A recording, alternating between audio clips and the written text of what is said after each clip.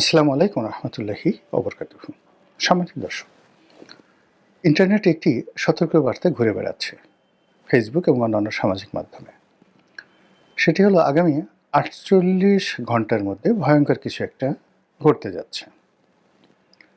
এখন সেই যে ভয়ঙ্কর কি ঘটতে যাচ্ছে, এটা ত্রিমাত্রিক।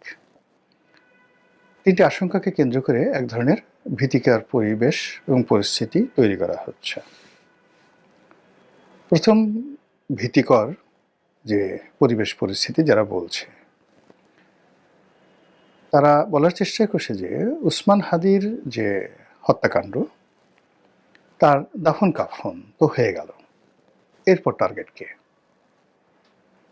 ইতিমধ্যে বিভিন্ন রাজনৈতিক ব্যক্তিবর্গ যারা আছেন তারা নিজেদের আশঙ্কা ব্যক্ত করেছেন। যারা তরুণ নেতৃত্ব রয়েছেন প্রার্থী হিসেবে রাজনীতির ময়দানে, তারা ঘোরাফেরা করতে গিয়ে নানা রকম আশঙ্কার কথা তারা বলার চেষ্টা করছেন এবং তারা ভয় পাচ্ছেন যে আগামী ৪৮ ঘন্টার মধ্যে অনাকাঙ্ক্ষিত একটা ঘটে যেতে পারে তাদের জীবনে, রাজনৈতিক অঙ্গনে এই অনিশ্চয়তা।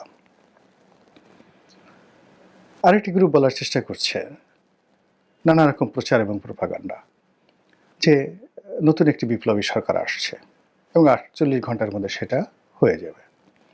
এবং অনেকে বিপ্লবী সরকারের প্রধান রূপে কে হবেন ইত্যাদি ইত্যাদি নানা রকম ফটোকার্ড তৈরি করে সেটা এমনভাবে প্রচার করছেন এবং এটা মানে আমার দেশ সম্পাদক মাহমুদুর রহমান সাহেবকে সেই সরকারের প্রধান করে আমার দেশের ফটোকার্ড ব্যবহার করে একটি গ্রুপ এটা প্রচার করছে এবং আমার দেশ তাদের যে ভেরিফাইড পেজ আছে সেখান থেকে বলার চেষ্টা করছেন যে এটা অপপ্রচার, এই ধরনের কোনো সংবাদ আমার দেশ দেয়নি এবং আমার দেশ সম্পাদক এই রকম কোনো কর্মকাণ্ডের মধ্যে জড়িত নন। বোঝার চেষ্টা করুন। আরেকটি গ্রুপ বলার চেষ্টা করছেন যে জনাব তারেক রহমান সাহেব যেন না আসতে পারেন, এই জন্য আগামী ৪৮ ঘন্টাতে এমন কিছু ঘটানো হবে যাতে করে বিএনপি ভয় পেয়ে যায়, তারেক রহমান সাহেব ভয় পেয়ে যান।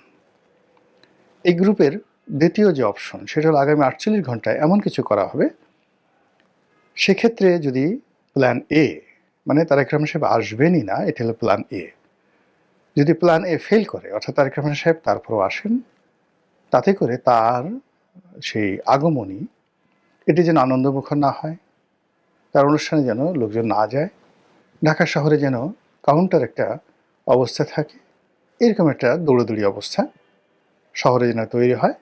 এই জন্য নানা রকম যাকে বলা হয় খবর ছড়িয়ে প্রোগ্রামের কথা বলে যে সকল বিভ্রান্তি তৈরি করা হচ্ছে, সেখানে একটা ডেডলাইন ৪৮ ঘন্টা হিসেবে বলা হচ্ছে। তা আপনি যদি ধরেন যে আমি এই ভিডিওটি যে সময়টিতে করছি এখান থেকে ৪৮ ঘন্টা আজকে থেকে ধরেন, যেহেতু আজকে ২১ তারিখ, ২১শে ডিসেম্বর, তাহলে ২১শে ডিসেম্বর চলে গেল, ২২, ২৩, মানে এই দুদিন যদি ধরেন, ২৪ তারিখে হলো ডেডলাইন, আর ২৫ তারিখ সকাল মানে দুপুরের সময় জনাব তারেক রহমান সাহেব আসবেন। তাহলে ঘুরে ফিরে মোটামুটি ২৩ তারিখ রাত্রি অথবা ২৪ তারিখ দুপুর পর্যন্ত এই সময়টিকে ৪৮ ঘন্টার একটা মাহেন্দ্রক্ষণ, মানে সেই মাহেন্দ্রক্ষণ একটি কিছু ঘটানোর জন্য প্রচার চালানো হচ্ছে। এর বাইরে আওয়ামী লীগের পক্ষ থেকে নানা রকম ফিসফাস, নানা রকম কথাবার্তা, যেগুলো এই বাংলাদেশে বসে আমাদের পক্ষে এগুলো উচ্চারণ করাটাও আমাদের পক্ষে উচিত নয়, সম্ভব নয়। কিন্তু আওয়ামী লীগের যে অসংখ্য বট বাহিনী এখন আছে,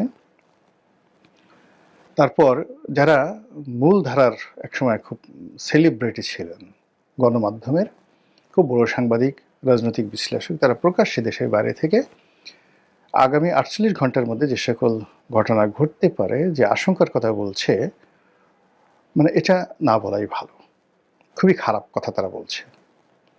থার্ডলি হলো যে ভারত এই মুহূর্তে খুব উত্তেজনা দেখাচ্ছে প্রকাশ্যে। স্বয়ং নরেন্দ্র মোদী, মমতা ব্যানার্জি, শশী থারুরের মতো বিখ্যাত ব্যক্তি, ভারতের পররাষ্ট্র সচিব, মানে অমিত শাহ, অন্যান্য যে সকল কূটনৈতিক অঙ্গনের সরকার এবং বিরোধী দলে যারা আছেন, প্রায় সবাই বাংলাদেশের ব্যাপারে মারাত্মক প্রতিক্রিয়া দেখাচ্ছেন।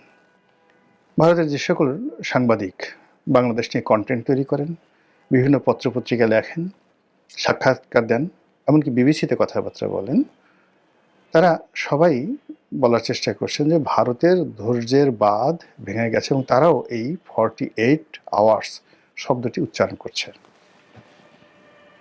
আমি নিজে খুব অবাক হয়ে যাই যে এই সকল বাক্যগুলো একসঙ্গে মিলল কি করে? এরা তো পরস্পর বিরোধী পক্ষ। তো কেউ যদি 48 আওয়ার্স বলে তো অন্যরা রাগ হয়ে বলবে যে না, এখানে 48 আওয়ার্স হবে না, এটা 64 ঘন্টা হবে। আরেকজন বলবে না 24 ঘন্টা, আরেকজন বলবে না 30 ঘন্টা।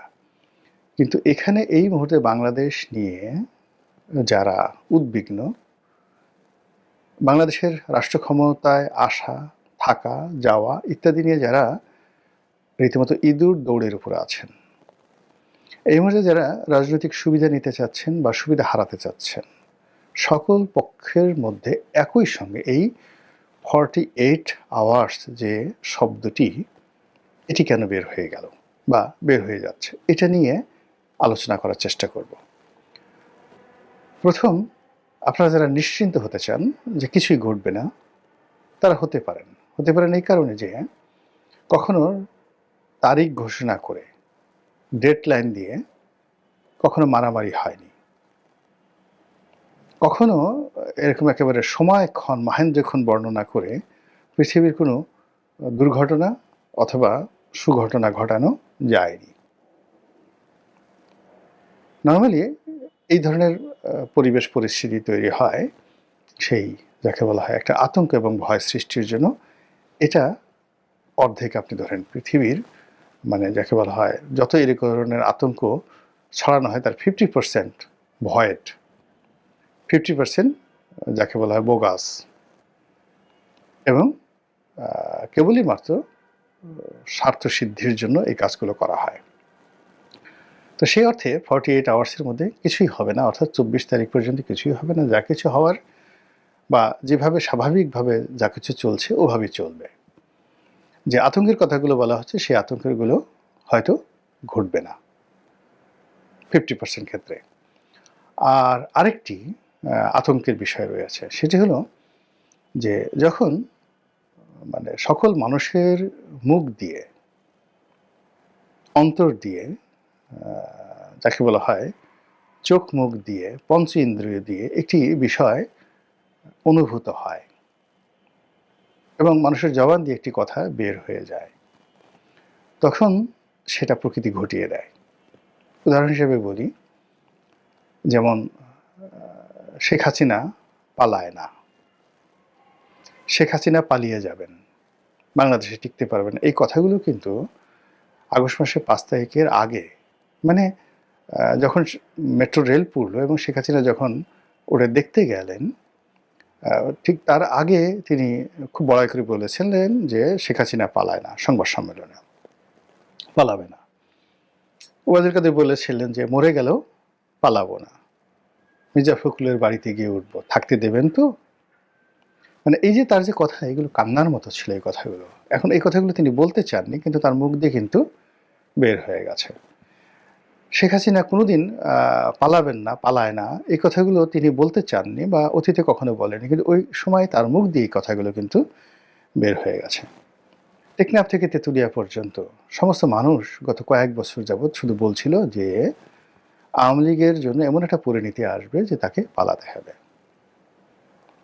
একই অবস্থা বঙ্গবন্ধুর ক্ষেত্রে।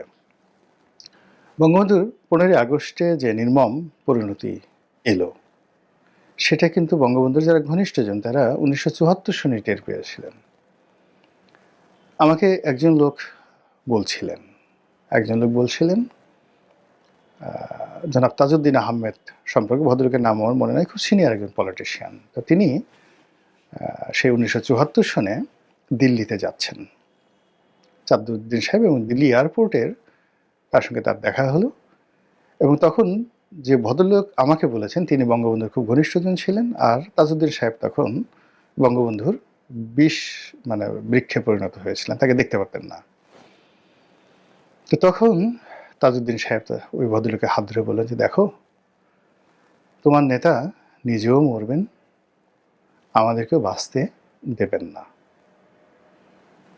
দেখুন, তাজউদ্দিন সাহেব মরেছেন, বঙ্গবন্ধু মরেছেন এবং এই কথা ১ বছর আগে দিল্লি এয়ারপোর্টে তারা কিন্তু পরস্পর আলোচনা করেছে। এবার আমি আমার নিজের একটা অভিজ্ঞতার কথা বলি। ২০১২ সনে পার্লামেন্টারি কমিটির বৈঠক হচ্ছে। শেখ হাসিনা খুব ঘনিষ্ঠ একজন মানুষ, যিনি এমপি ছিলেন, খুব মন্ত্রী ছিলেন, খুব বড় মন্ত্রী ছিলেন এবং খুবই জ্ঞানী, গুণী, জাননেওয়ালা একজন লোক। এক নামে বলবেন, যেহেতু এখন তিনি জেলে আছেন, আমি এই কথাটা বলতে চাচ্ছি না, তার নামটা বলতে চাচ্ছি না, কিন্তু ঘটনা বলতে চাচ্ছি। তো ২০১২ সনে শেখ হাসিনা বক্তব্য দিচ্ছেন, কথাবার্তা বলছেন এবং তার কথাবার্তার মধ্যে স্পষ্টতই ওই সময়টিতে জিদ প্রকাশ পাচ্ছিল, অহংবোধ প্রকাশ পাচ্ছিল এবং তিনি কাউকে পাত্তা দিচ্ছিলেন না। যেমন তিনি বলছিলেন যে, দেখো, আল্লাহ আমাকে ক্ষমতা এনেছে, তোমরা কেউ আমাকে ক্ষমতা আনোনি। এমপিদের বলছিলেন, তোমাদের কোনো ক্ষমতা নেই, তোমরা সবাই কাটা খাওয়া বিলাই। জাস্ট এই কথাগুলো তিনি বলছিলেন। তারপর তোমাদের লজ্জা নাই, শরম নাই এবং তোমাদেরকে যদি মানে ওই কাটা খাওয়া বিলাইয়ের মতো কাটা দেওয়া হয়, সবাই গর্ত থেকে বের হয়ে আসে, আবার মানে বিলাইকে যেভাবে পাছার উপর বাড়ি দেওয়া হয় ওই গোপালগঞ্জের আঞ্চলিক ভাষায়, বিলাই আবার চোখের তলে পলায়, আবার সেই কাটা দিলে মিউ মিউ করে সামনে চলে আসে, তোমরা হলো সেই রকম। তো সকল মানুষ মাথা নিচু করে তার বক্তব্য শুনছিলেন। আব্দুল জলিল সাহেব তখন জীবিত, তোফায়েল সাহেব, রাজ্জাক সাহেব, মানে সকলে মিলে তার সেই অপমান কিন্তু সবাই হজম করছিলেন। রাজ্জাক সাহেব তখন জীবিত ছিলেন কিনা আমি বলতে পারবো না, যা হোক। তো সবাই, মানে ইনক্লুডিং সাবির হোসেন চৌধুরী সহ সবাই, মানে 111-এ যারা যাকে বলা হয় কুশীলব ছিলেন, তাদেরকে ইন্ডিকেট করে, প্লাস দলের যারা একেবারে নতুন আসছে, শুধু দলীয় মনোনয়ন নিয়ে জোয়ারে যারা পাশ করে আসেন, সবাইকে উদ্দেশ্য করে তিনি এই কথাগুলো বলছিলেন। তা তখন আমার পাশে যে ভদ্রলোক বসেছিলেন তিনি বললেন যে, দেখো, তোমার নেত্রীর, আমি তখন শেখ হাসিনার খুব ঘনিষ্ঠজন ছিলাম, তো বলে, দেখো, তোমার নেত্রীর কথা শোনো। ওনার মধ্যে একটা অহমিকা বোধ জন্ম নিয়েছে যে আওয়ামী লীগকে বাংলাদেশে তিনি পুনর্জন্ম দিয়েছেন, আর উনি এখন যে কর্মগুলো করছেন সেই কর্মের মাধ্যমে তার হাত দিয়ে আওয়ামী লীগের কবর রচিত হবে এবং তার অবর্তমানে আওয়ামী লীগের হাল ধরার মতো আর শেখ পরিবারে এই দলের মধ্যে কেউ থাকবে না। সেই কাজ তিনি, দেখো, আজকে এই অনুষ্ঠানে করে যাচ্ছেন।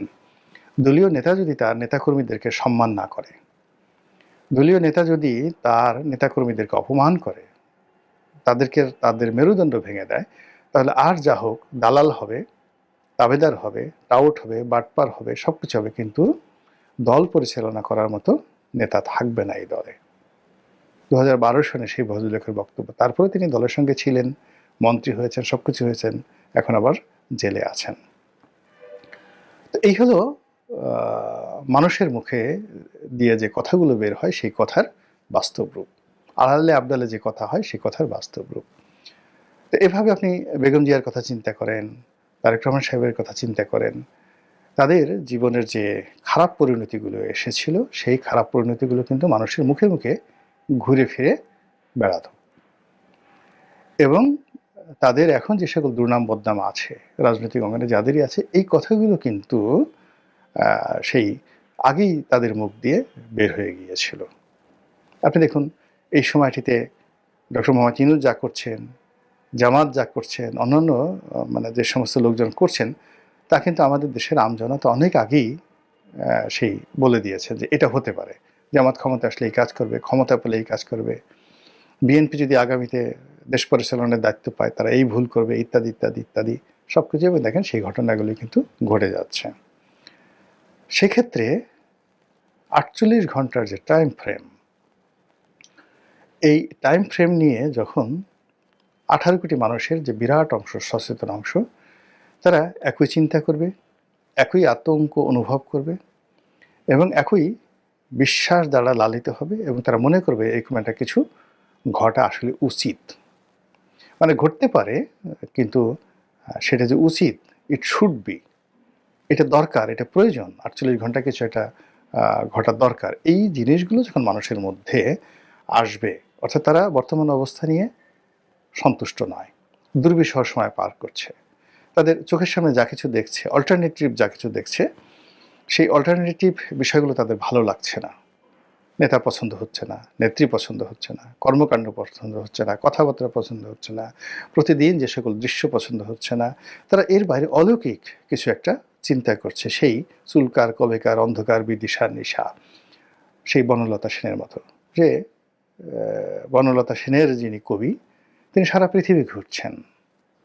সেই বন থেকে বনান্তরে, পাহাড় থেকে সমুদ্রে, সমুদ্র থেকে সেই দারুচিনির দ্বীপে। কিন্তু কোথাও তিনি স্বস্তি পাচ্ছেন না, কোথাও তিনি নিরাপত্তা পাচ্ছেন না। ঠিক সেই সময়টাতে নিজের মনের মধ্যে তার হঠাৎ করে উদয় হলো নাটোরের বনলতা সেনের কথা। আর সেই বনলতা সেনের তিনি একটা চরিত্র অঙ্কন করলেন। চুল তার কবেকার, অন্ধকার, বিদিশার নিশা। তো এই হলো মানুষের কল্পনার শক্তি। তো এখন আপনি যদি আপনার আশেপাশের যে কোনো ঘটনা দ্বারা স্বস্তি না পান, কাউকে আপনার ভালো না লাগে, এবং অল্টারনেটিভ যে জিনিসগুলো, plan A, B, C, D, যা কিছুই আসুক না কেন, কোনোটার মধ্যে আপনি স্বস্তি, শান্তি খুঁজে পাচ্ছেন না, তখনই আপনি অলৌকিক কিছু চিন্তা করেন, নেতিবাচক অথবা ইতিবাচক। অনেক সময় মানুষ বলে যে আমার মরে যাওয়া ভালো, এর সাথে আল্লাহ তুমি আমাকে নিয়ে নাও, আল্লাহর গজব নাজিল হয়ে যায়, বেঁচে থেকে লাভটা কি? এইরকম যখন মানুষের জীবনে মানে আকাঙ্ক্ষা জাগ্রত হয়, জাতিগতভাবে সমাজ, পরিবার এই ধরনের অভিশাপগুলোকে যখন তারা আহ্বান করে, তখন ঠিকই এই পৃথিবীতে সেই অভিশাপ কিন্তু ঘটে যায়। বহু নজির আছে। মহান আল্লাহ আমাদের সবাইকে হিদায়াত দান করুন, এবং আমাদের জন্য যেটি কল্যাণকর সেটি আল্লাহ রাব্বুল আলামিন আমাদের জন্য বরাদ্দ করুন, এই প্রার্থনা করছি। আসসালামু আলাইকুম রহমতুল্লাহি ওয়া বারাকাতুহু।